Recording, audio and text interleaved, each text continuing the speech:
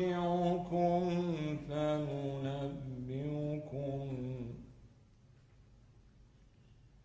فننبئكم بما كنتم تعملون. صدق الله العلي العظيم. صلوات.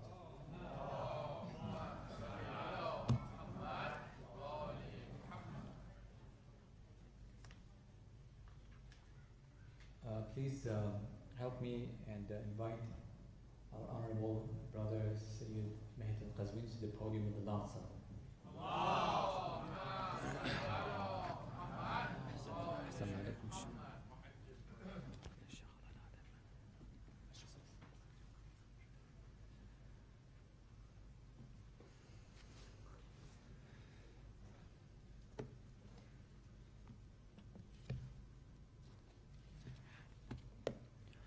السلام عليكم ورحمة الله وبركاته. بسم الله الرحمن الرحيم. الحمد لله رب العالمين، والصلاة والسلام على أشرف الأنبياء والمرسلين، حبيب إله العالمين أبي القاسم المصطفى محمد.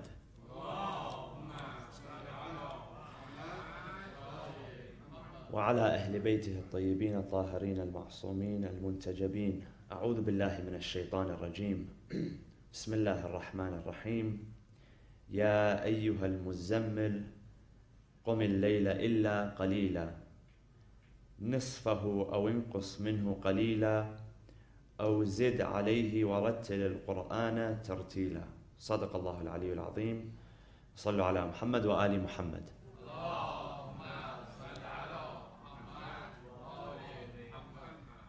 Chapter 73 of the Quran is entitled Surah Al-Muzammil, the enwrapped one.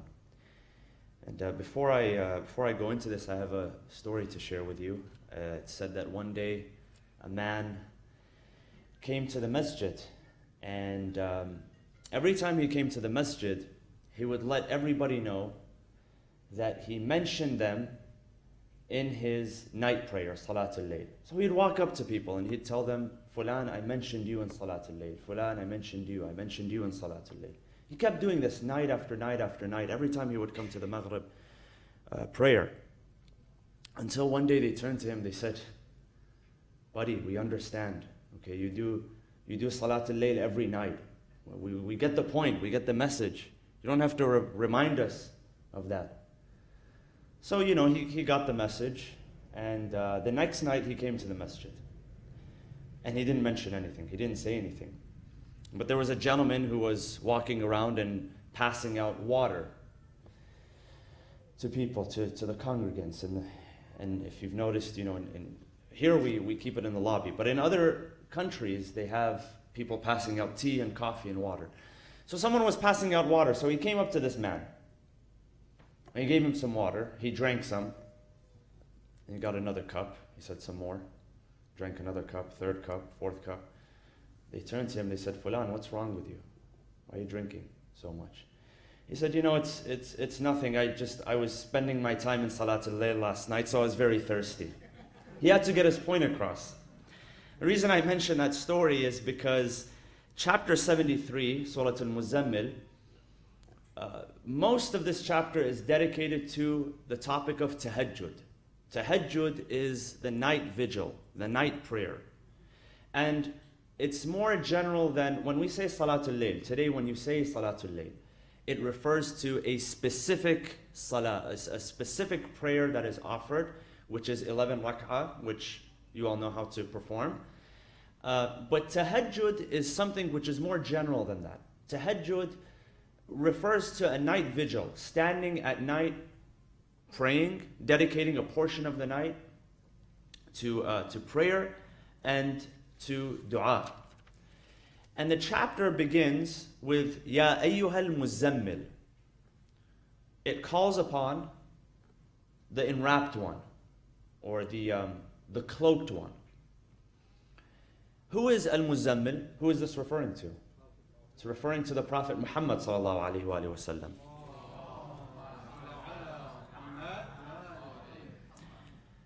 And according to a narration by Imam Ali alayhi salam, he says that the Prophet is referred to in the Quran by 7 different names, 7 different titles. So you might learn something here. For those of you who take notes, you want to note this down. So what are those names that he's referred to in the Quran? One is Ahmad. Okay.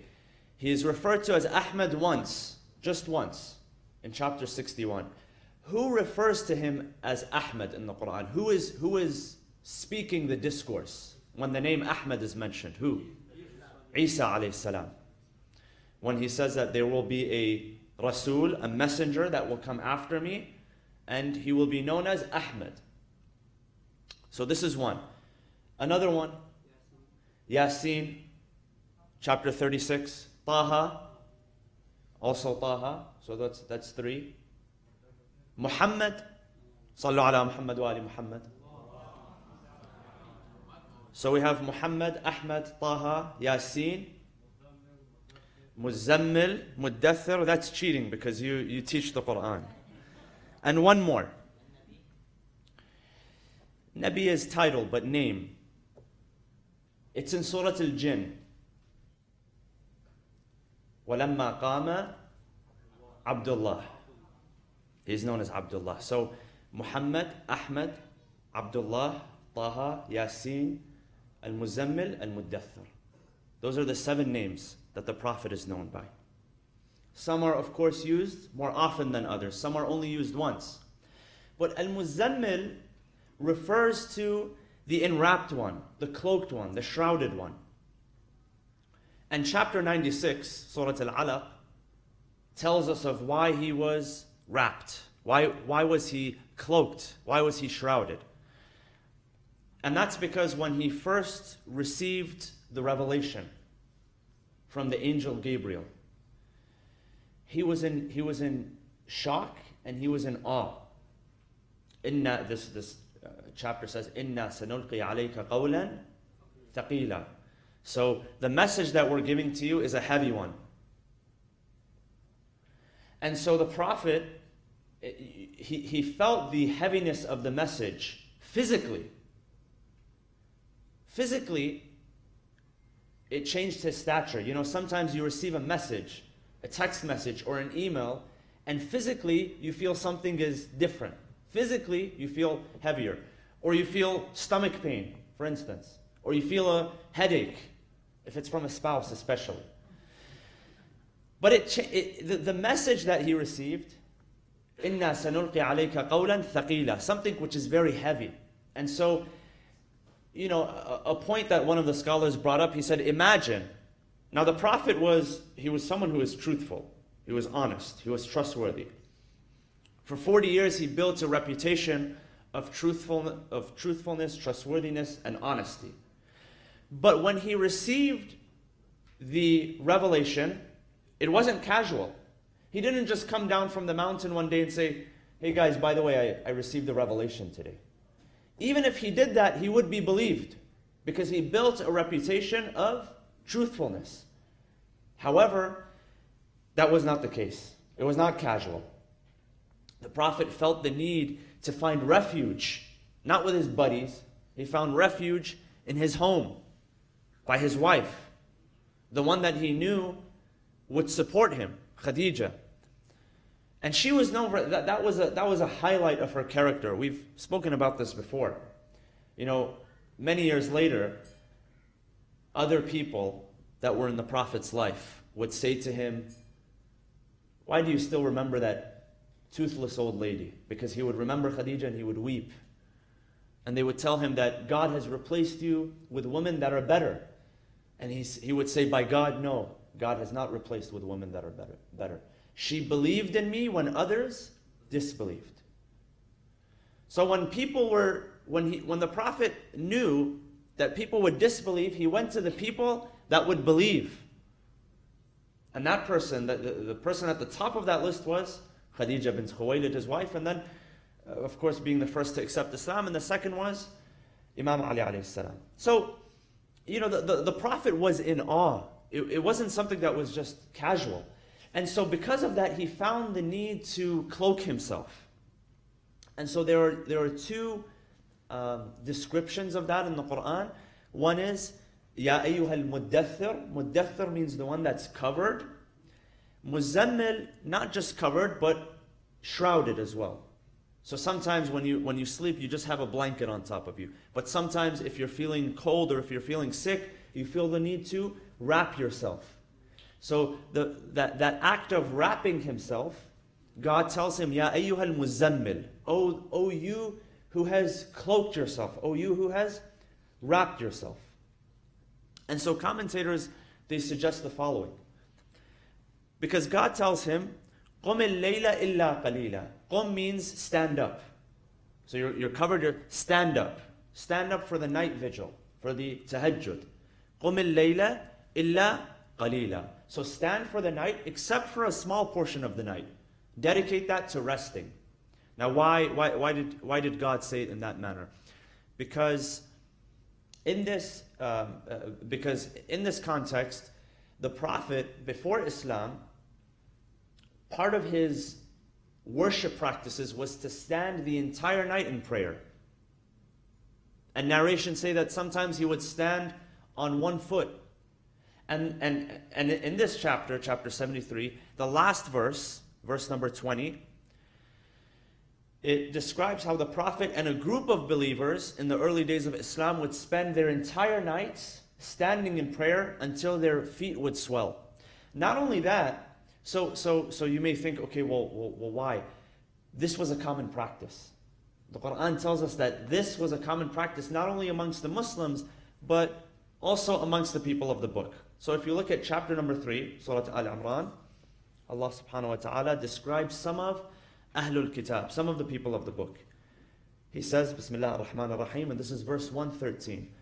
لَيْسُوا سَوَاءً مِّنْ أَهْلِ الْكِتَابِ أُمَّةٌ قَائِمَةٌ يَتْلُونَ آيَاتِ اللَّهِ آنَاءَ اللَّيْلِ وَهُمْ يَسْجُدُونَ. So there's a group of the people of the book, Ahlul Kitab, who spend their entire nights in vigil. So it was a common practice of people who worship God, whether they were identified as Muslim or they did not identify as Muslim, to spend much of their time in night vigil. They dedicated most of that time. Now some commentators have said that the wording here is very interesting, because God is telling him, remove the shroud, remove the cover, not the shroud, remove the cover or remove the cloak, remove that sheet, that blanket, whatever it is, and stand in prayer. And you notice the most challenging thing to do when it comes to our daily prayers is what? Is lifting the blanket. As strong as you are physically, when your alarm goes off in the morning for the morning prayer, lifting the blanket is probably the toughest part of it all. Once you lift the blanket, you're able to get up. But it doesn't matter how much you're able to bench press at the gym. Some guys are able to lift 500 pounds, but they're not able to lift the blanket from on top of them. Because it's not an issue of physical strength. It's an issue of mental and spiritual strength.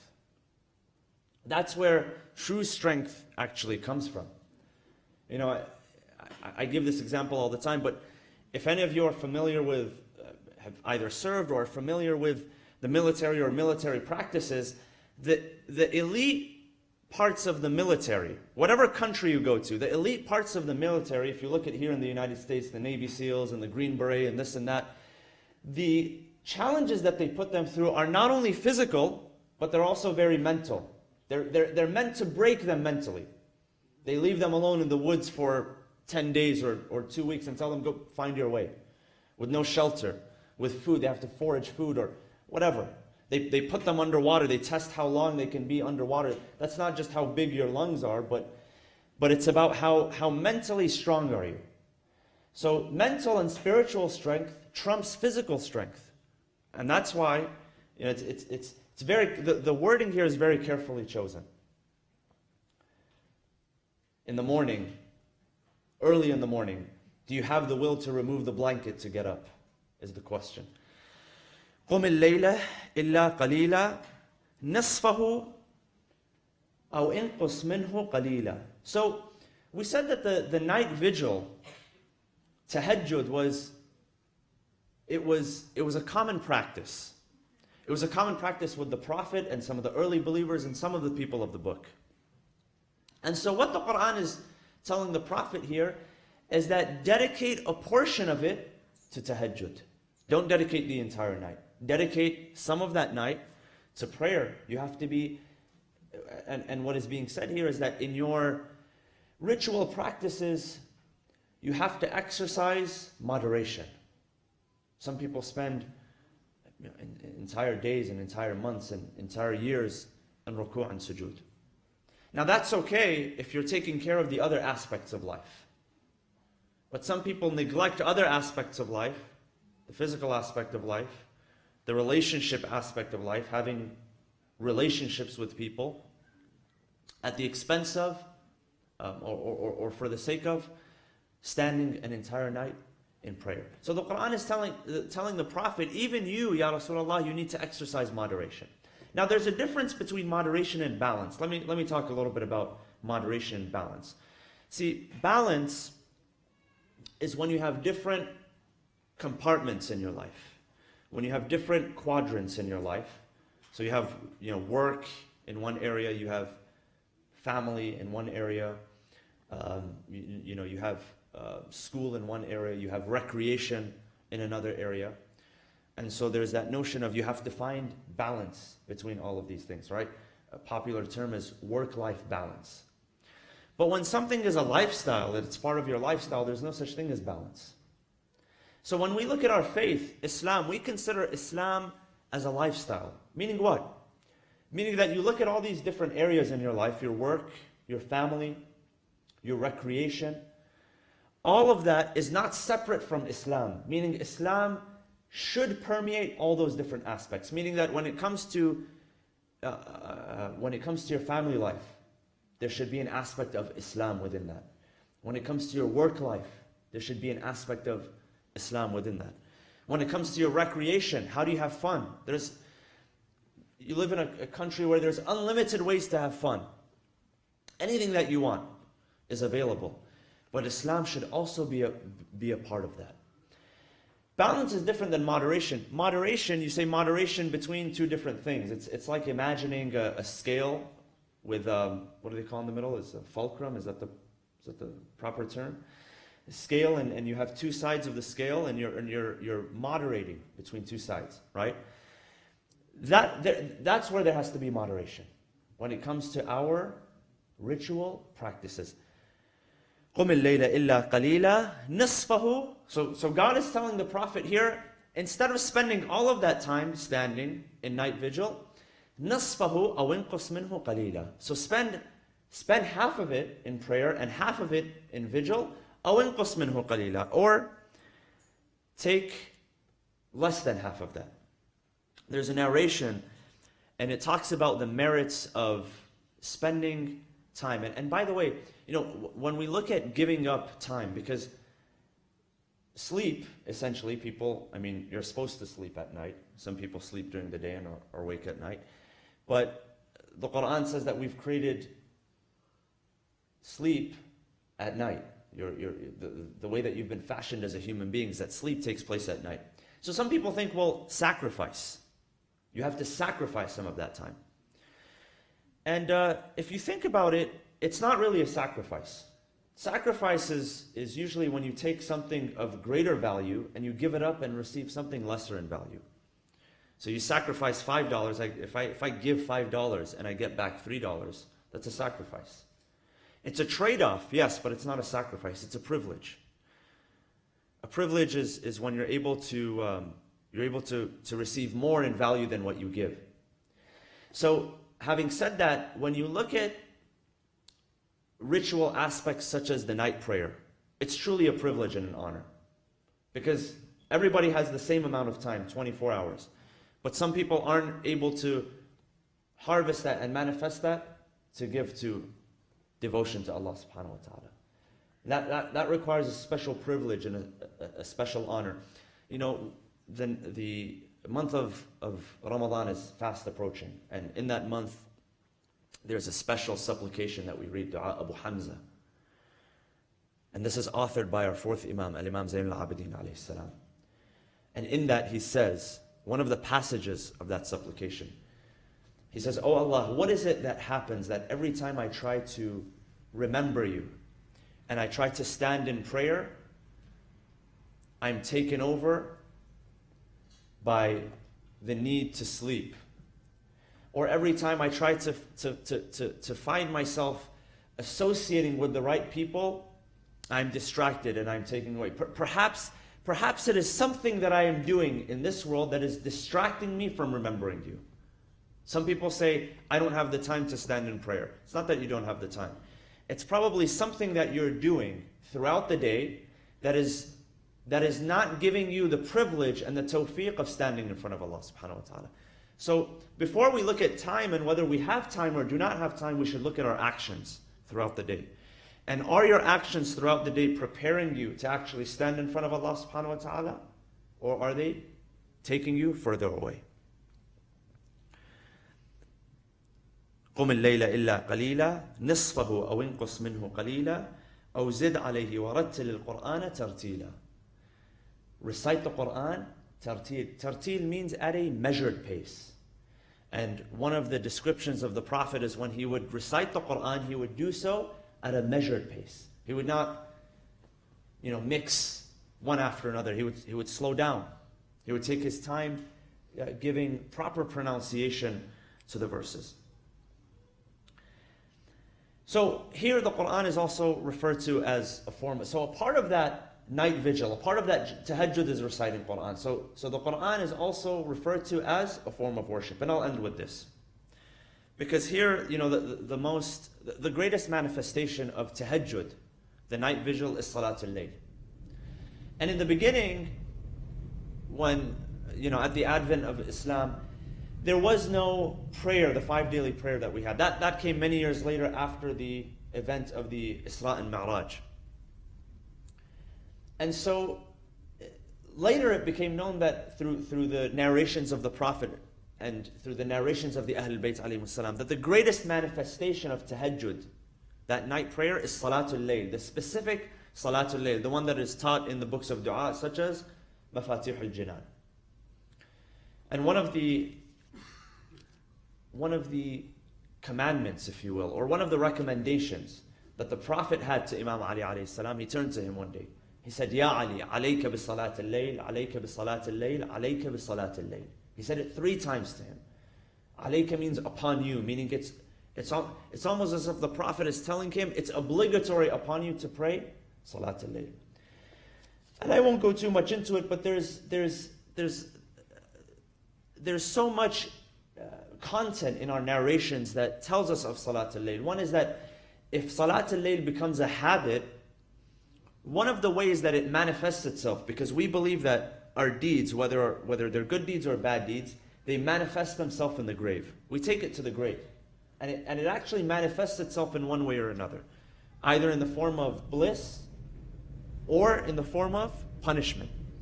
And one of the ways that Salatul Layl manifests itself is that it becomes nur, it becomes illumination in the grave. If any of you have been to the graveyard and you've looked down into a grave, how dark it is. And this is with the grave uncovered. Imagine, again, Dua Abu Hamza describes, Imam Zayn al-Abidin alayhi salam, he describes that moment. He says, where will I find comfort? He says, if I don't redeem myself in this world, then in what state will I find myself when I'm in the darkness of that grave? When I'm in the tightness of that grave? Not just the qabr, but the lahad as well. Which, if you've seen, a lahad is a part of the grave that, so a grave you would dig vertically. Lahad is where you dig vertically and then horizontally. It's a tight space inside of the grave. The Imam refers to those 2 places. He says, if I don't redeem myself, then what kind of state will I find myself? in the darkness and the tightness of that place. So one of the purposes of the night vigil, Salat al-Layl, is that it serves as a nur, an illumination of the grave. And my recommendation would be for those who sometimes you miss it, you can also make it up. Many of our mustahab prayers, they can be done in qada. Even if you make up 2 of the rak'ah, even if you make up 1 of the rak'ah, even if you do a shortened version of that, that is counted. Part of why it's so special is because it's at night. Because at night there's a different energy than there is during the day. Allah subhanahu wa ta'ala tells the Prophet, إِنَّ نَاشِئَةَ اللَّيْلِ أَشَدُّ وَطْئًا وَأَقْوَمُ قِيلًا. He says, نَاشِئَةَ اللَّيْلِ, which is the prayer, that which is done at night, the night vigil, its impact, it has a deeper impact than what takes place during the day. Because during the day is the hustle and bustle. Usually when you're doing your noon prayers or your afternoon prayers, you're rushing, you're trying to find time between work, or when you do your maghrib prayers, you're rushing home after work. When it comes to the nighttime, there's no more rushing. It's a different energy completely. And that's the time where, during the day you have your conscious mind. At night, after midnight, is when you have your subconscious mind, which is activated. And there's a whole slew of literature that you can read about what happens with the subconscious mind. When you train your subconscious mind, that they've done studies and that they found that so many people who are successful in this world, that comes from the strengthening of their subconscious mind. And you know what your subconscious mind is thinking about just by what you're dreaming about at night. Sometimes we see dreams that make no sense at all, and sometimes we have dreams that are meaningful. That's your subconscious mind going to work. And so that's why that prayer is so specific, because it's dedicated to that time. We ask Allah subhanahu wa ta'ala to allow us the tawfiq to stand in front of Him. We ask Allah subhanahu wa ta'ala to bless us in this holy month, the month of Rajab, and the upcoming months, the month of Sha'ban and Ramadan. We ask Allah subhanahu wa ta'ala to allow these to be months of mercy and forgiveness for us, months in which we spiritually prepare ourselves for the fasting of the month of Ramadan. Bismillah ar-Rahman ar-Rahim. اللهم اغفر للمؤمنين والمؤمنات والمسلمين والمسلمات الأحياء منهم والأموات تابع بيننا وبينهم بالخيرات إنك مجيب الدعوات إنك قاضي الحاجات إنك على كل شيء قدير. There's a couple of events that are coming up here at the IECOC. One is on Saturday, April 21st, the Mawlid, the celebration of the birth of Imam Hussein alayhi salam. We have distinguished reciters and speakers nationally and internationally. That will be Saturday, April 21st, here at 7:15 p.m. Another event, it's organized by the Shia Muslim Council of Southern California, Sunni and Shia Islamic Thought Prospects and Challenges.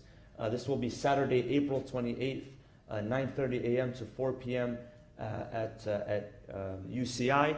And we will be sending out these flyers by email, inshallah. بسم الله الرحمن الرحيم والعصر إن الإنسان لفي خسر إلا الذين آمنوا وعملوا الصالحات وتواصوا بالحق وتواصوا بالصبر وصلوا على محمد وآل محمد